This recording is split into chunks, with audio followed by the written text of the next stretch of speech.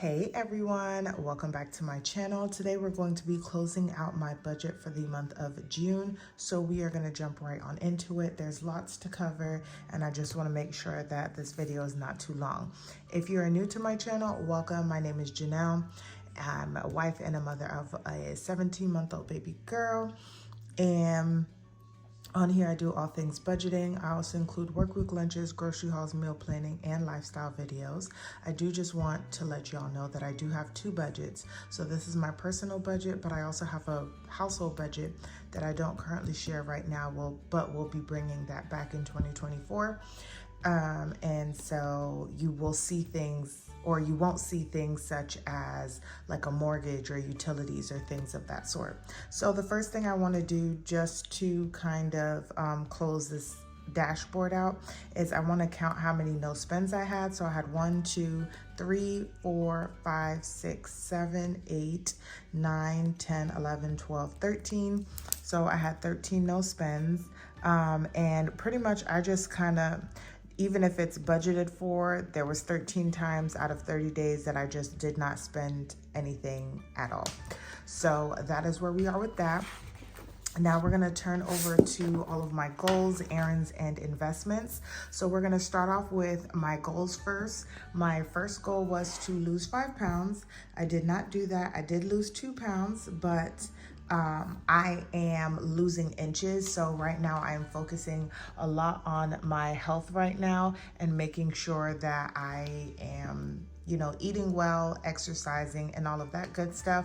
So I know that I haven't been reaching that 5-pound goal, but that is still just a goal and I'm trying to attain that. So I lost 2 pounds in the month of June. Next, we'll start to save for Christmas. I'm gonna say that I did it because I did put some money towards Christmas saving. It wasn't a whole lot, but it was something. The next was to be intentional with my money, and I'm gonna say for the most part, like 95% of the time, I was very intentional with my money. I did have a day or two where I kind of splurged a little bit, but I didn't do too much.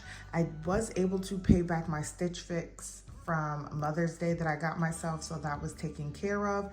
I had an overage in whenever I got my hair braided back in May as well too, so I did pay that back off. I also paid back PayPal, so that was taken care of. My May overage from my cashless cash envelopes was $17.05, and I did pay that back off. And then the last one was to start saving for dentists, and I actually did not do that, but I do need to. But there's just so many things that I need to prep for and take care of, and it's just like gotta do one thing at a time and see where that goes. So I did fairly well on my goals, so proud of myself. The things that I wanted to get done was exercise 3 times a day. I did not do that. I have been exercising, but just not like a full-on like workout. I did start at the end of June that I'm taking over into July, but didn't do that for the month of June. Next was to reschedule my doctor's appointment. I was able to do that and then also make it to the doctor within the month of June, so I was good with that. And lastly, if you guys haven't been watching my what I eat in a day, I was able to go and change my last name to my married name. I know y'all, it's been 2 years now. But yeah, I was able to do that, and I am slowly working through all of my credit cards, banks, my house deed, insurance, all of that stuff, and getting those things changed as well too. So pretty good on the things that I needed to get done. Next are going to be my investments. So I have 4 investments right now. I'm not really doing much with it, but I did post my July monthly budget, and Deborah from Deborah's Journey did advise or, make a suggestion that going forward I should maybe even put, about $10 to my IRA, which is something I had been thinking about. So I really do appreciate her comment. So it might be something that, in the future, I just have to find that $10 or $5 and kind of get that together.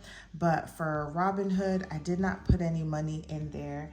And right now I am at $390.44. I have not put anything into my Robinhood IRA, so that is still at $0. For Acorns, $12.08 went to Acorns, and that is because it is linked to my Capital One Quicksilver card. So every time I make a purchase, that money, the last cents or whatever gets rounded up. Once it gets over $5, then that money is deducted out of my main account. So it's just helping me to save without me really realizing it. So I do appreciate this. So my Acorns account is now at $475.07. So you can see that this is steadily, slowly moving up. Nothing went to my IRA, and that account is now at $271.41. So altogether, I put $12.08 towards my investments, and my total investments for this month is $1137.51. So that is where we are with my investments. So let's jump into where did my money go. So I always keep a $200 buffer in my account at all times. My income that I budgeted for the month was $48,000. However, I ended up bringing in $5,512.27. So let's look at where all of my money went to. So we had my expenses, and I'm just looking at my cheat sheet, y'all, and my expenses ended up coming out to $1,582.68, and that was because I realized later on into the month that I have put the wrong amount. I don't know where I got $185.05 from my AT&T. It should have been $158.05. So that was my mistake. So that's why this was more. Next was going to be debt, and I budgeted $822. No, that's not correct. I budgeted $1,322 to go towards debt, and I ended up putting $1,413.96 towards debt. Next was going to be my variable, which is my cashless cash envelopes. I budgeted $850 and I put in $850. And for save, I have budgeted $118.31, and I actually put 240 plus 931, 20, 1171.20 plus 1208. So I put 1183.28, 1183.28, and that was a breakdown of 240 to sinking funds, 931.20 towards savings, and then $12.08 towards invest. For my unbudget, I actually put $459. That was money from the PayPal, from the Quicksilver. I went to Bath and, oh no, that wasn't in there. What else did I have that I had talked about? I had the money that I needed to pay back for PayPal, and then some other stuff that I had that I needed to pay back. So I had paid that $459 back. So we had that, and so we're gonna add this up and make sure that it comes out to this money, and make sure the math that I was doing off camera is the same that I'm doing on camera. So 850 plus 1183.28 plus 459. This is 5488.92 minus 5512.27. 2335. You know, this is funny because this is the same amount of money that I have left over in my checking account, and I was trying to figure out why I still have this. So what I'm gonna do is that this is a zero-based budget, and I'm gonna put that so we'll do 5512.27, and I'm gonna make a note here that 2335 was added to buffer, and that's why it doesn't add up. I was trying to figure out why, but I knew that once I did this, that would be the reason why. So next month we won't be at 200 anymore. This will be kind of our new amount unless I decide to put it towards something else. So that is where we are for our entire budget. Now I do like to break things down, and I think I'm off a cent here, so we'll figure that out. We're going to look at a breakdown of my debt, like how much percentage went to debt versus savings. So we are gonna look, income was $5,512.27, and that's gonna be the same thing over here. So my monthly debt amount was $1,413.96, which is 26% of my income. So the debt that I'm currently paying towards is my Amex, and I put $691.96, which was 49% of that money.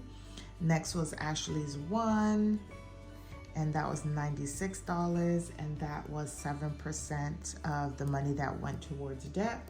And then lastly, we have my auto loan. I do have one more debt, which is my nail net, and that's my small student loan, but I'm not making payments on that.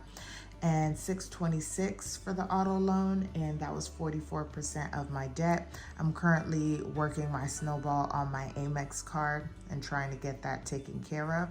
So that is the percentage breakdown of the $1,413.96 that went towards debt. Now we're going to look at savings, and we put $1183.28 towards savings, and that was 21% of my income. I do want to make a statement real quick, y'all. This is not what I normally make. I wish this is what I normally make. I would be paying down my debt so much faster, but it was a magic month for me this month, and so that's just where we are. So I have my savings broken down as sinking funds, and $240 went to sinking funds, and that was 20% of the amount that went towards savings. And then next was my savings challenges and money that I put towards our household sinking funds, and that was $931.20, and that was 79% of the money towards savings. And then we have investments, and that was $12.08, and that was 1% of the money that went towards total savings. So this was the breakdown of where my money went, and you guys were able to see a full monthly view of, you know, my 4 or 5 categories and how they're divvied up. I am trying to minimize but still stay very in debt with some of this stuff, so that's where we are. And then we are going to look at my monthly net worth tracker. And so we're reviewing this for the end of June. Last month's net worth was $8,315.88, and that was a negative. So we're gonna look at our liabilities first. So we have Amex, and that is at $7,000. We have Ashley's one, and that is at $2849.68. We have my nail net, which is my small student loan, and that's at $4872.54. And lastly, we have my auto loan, and that is at $29,619.26. And my total liabilities come up to $44,341.48. Now we're gonna go look at my assets. So for my cash/save, we have a balance of $1266.53, and this is just my personal sinking funds, the money that I have in my checking account for my main account, and then the money that I have on my SoFi checking account. So that's where that is. For my car, if I was to sell it, it has been decreasing. It's now worth $31,394. And then my investments are at $1,137.51, and that comes out to $33,798.04. Okay, and then when you subtract these two, it brings me to a negative $10,543.44. A big part of that was the fact that my car, if I was to sell it, is worth a lot less than what it was last month. So the change in that from last month's net worth to this month's net worth is negative $2,227.56, and that is a negative 2.8% growth in a sense. So that is where we are for my monthly net worth challenge, you guys. And the last thing that I just want to fill out with you, I hope this has been informative to you, is I always just like to write where my accounts are. So for checking, we have $304.34. For my savings, which was my sinking funds, is $962.19. And retirement is $1137.51, and nothing for emergency. And that is where my accounts are sitting at the end of June, you guys. So this is just what my monthly budget looks like. I hope it was nice and quick, but still informative about, you know, where all of my money went, what's kind of the breakdown and what my net worth is.